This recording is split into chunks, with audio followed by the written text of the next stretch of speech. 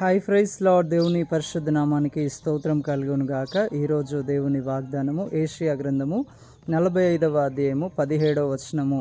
మీరు ఎన్నటెన్నటికి సిగ్గునొందరు. ఆమెన్. హల్లెలూయా. సహోదరి సహోదరుడా, దేవుని యొక్క సహాయం కొరకు కనిపెడుతూ, దేవుని యొక్క కృప కొరకు కనిపెడుతూ, దేవుని యందే నీ ప్రతి ఒక్క శ్రమలోను, నిందలోను, అవమానంలోను, దుఃఖముతో, కన్నీటితో, మనుషుల నుండి నువ్వు ఎదుర్కొంటున్న పోరాటాలతో, మాటలతో సతమతమవుతూ దేవుని వైపు చూస్తున్నావు కదా. అయితే ప్రభు అంటున్నాడు, ఈరోజు నువ్వు శ్రమను అనుభవిస్తున్నావు కావచ్చు, ఈరోజు నువ్వు నిందను అనుభవిస్తున్నావు కావచ్చు, నేను నిన్ను దీవించి, నిన్ను ఆశీర్వదించి, నిన్ను గొప్ప చేసే ఒక సమయం ఉంది.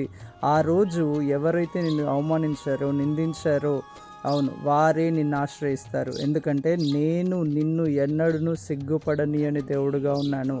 నేను నీ అవమానమును, నీ నిందను తొలగించి క్షేమమును, ఆశీర్వాదమునిస్తానని ప్రభు అంటున్నాడు. చూడండి, యోబు ఒక విషయంలో మనం చూసినట్లయితే, ఆయన సర్వము కోల్పోయి ఉన్నప్పుడు తన స్నేహితులే అవమానించారు, నిందించారు. నువ్వు తప్పిపోయి ఉంటావు, నువ్వు పాపం చేసి ఉంటావు అని నిందించారు, అవమానించారు సొంత స్నేహితులే.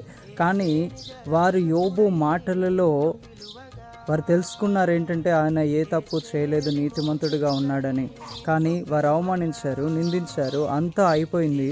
చివరిగా దేవుడు రెట్టింపుగా యోబును దీవించినప్పుడు, ఆశీర్వదించినప్పుడు, ఆయనను ఎవరైతే నిందించారో, అవమానించారో వారే సిగ్గుపడ్డారండి. ఈరోజు కూడా ప్రభువు మీ పక్షంగా ఉన్నాడు. ఆయన మీకు కలుగుతున్న అవమానమును తొలగించి, నిందను తొలగించి, వేదనను తొలగించి, ఆశీర్వాదకరముగా మిమ్మల్ని ఉంచి, మీరెన్నటికీ సిగ్గునొందక దేవుని ఆశీర్వాదము పొందిన గనులైన వారిగా ప్రభు మిమ్మల్ని చేయబోతున్నాడు. I mean, praise Lord. God bless you all.